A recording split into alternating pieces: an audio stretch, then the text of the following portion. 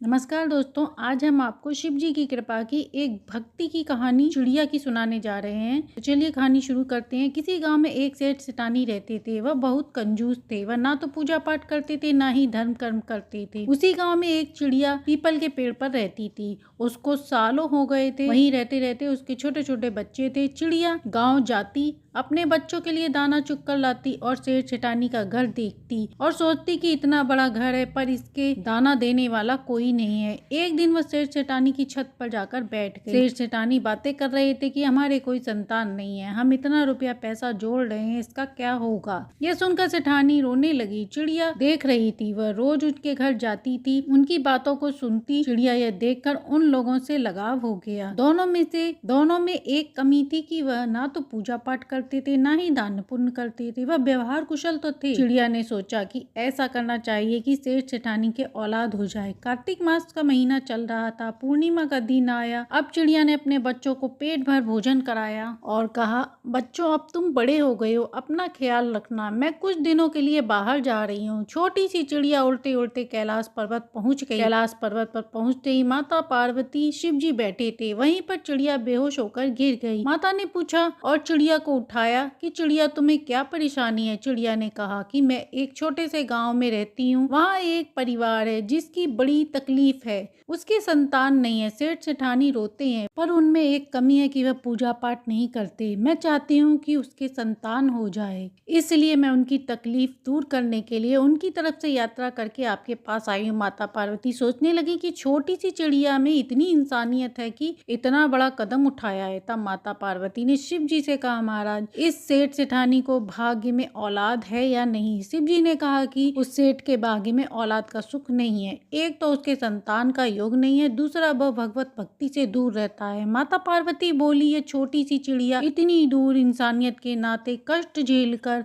आई है, इसे खाली हाथ न जाने दी। शिव जी बोले, इस संसार में कोई ना कोई दुखी है, तुम किस किस पर दया करोगी। चिड़िया ने सुना तो वह माता पार्वती के चरणों में सर पटकने लगी, क्योंकि चिड़िया जानती थी कि पिता से कोई चीज चाहिए तो माता को खुश कर लेना चाहिए। माता बोली, तुम क्या चाहती हो। चिड़िया बोली कि माँ, मैं चाहती हूँ कि आप उन्हें संतान का सुख दें। शिव जी ने कहा, चिड़िया भगवत भक्ति से इतनी शक्ति है कि वह भाग्य को बदल सकती है। तुम्हारी भगवत भक्ति देखकर हम खुश हैं और तुम्हारे कारण हम उसे वरदान देते हैं कि सेठ सेठानी के 90 महीने सुंदर पुत्र होगा। उसके भाग्य में संतान नहीं है, परंतु तुम्हारे कारण यह हो रहा है और संतान होने के बाद उन्हें भगवत भक्ति का ज्ञान कराना होगा। उसे पूजा पाठ दान पुण्य करना होगा, नहीं तो उसके जीवन में नई नई अड़चने आएंगी। चिड़िया खुशी खुशी वहाँ से सेठ सेठानी के घर आकर बैठ गई। सेठ सेठानी आपस में बातें कर रहे थे। चिड़िया सोचने लगी कि अब सेठानी बड़े घर की है, उनका बच्चा होगा तो वह इधर उधर जूठन फैलाएगा तो हमें भी अच्छा अच्छा खाने को मिलेगा। 9वें महीने सेठानी के एक पुत्र हुआ।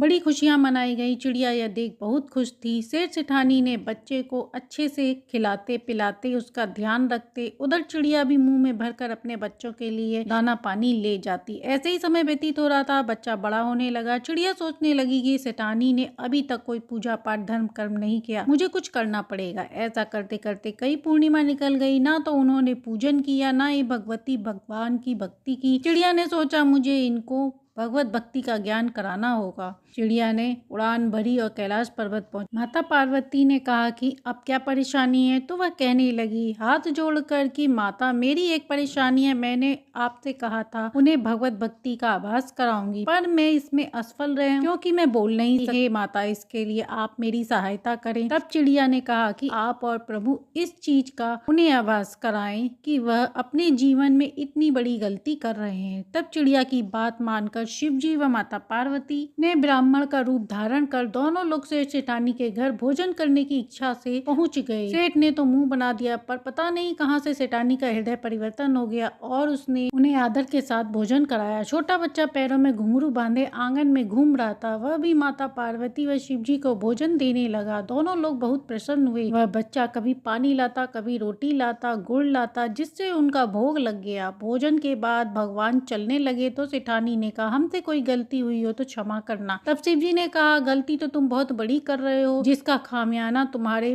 पुत्र को भुगतना पड़ेगा। दोनों लोग ये सुनकर घबरा गए। वह हाथ जोड़कर प्रार्थना करने लगे कि हमें बताएं, हम क्या करें। तब शिव जी ने साधु बने बोले कि तुम्हारे भाग्य में पुत्र सुख नहीं था, पर यह तो एक चिड़िया थी कि उसकी भक्ति के कारण हुआ है। जो तुम्हें फल मिला वह तुम्हें संतान सुख तो दिला दी, पर भगवत भक्ति नहीं जगा पाई। तुम भगवान की भक्ति करो, दान पुण्य करो, जिससे तुम्हारे घर धन धान्य बढ़ेगा, वह तुम्हारा पुत्र भी संस्कारी बनेगा। अब उन्हें यह पछतावा होने लगा कि हमने इतने दिनों से यह ज्ञान नहीं लिया। हमसे अच्छी तो वह चिड़िया है जिसे इतना ज्ञान है। अब दोनों को भगवान में आस्था हो चुकी थी। अब वह खूब पूजा पाठ दान पुण्य करने लगे और हर पूर्णिमा व सोमवार शिव जी का पूजन व्रत करते। एक चिड़िया के कारण उन्हें भगवत भक्ति व संतान सुख मिला और चिड़िया भी भगवान की भक्ति पाकर धन्य हो गई। तो ये थी शिव जी की कृपा की कहानी, जिसे सुनने से शिव जी की कृपा प्राप्त होती है, घर में सुख शांति समृद्धि आती है। कहानी अच्छी लगी हो तो लाइक एंड सब्सक्राइब करें।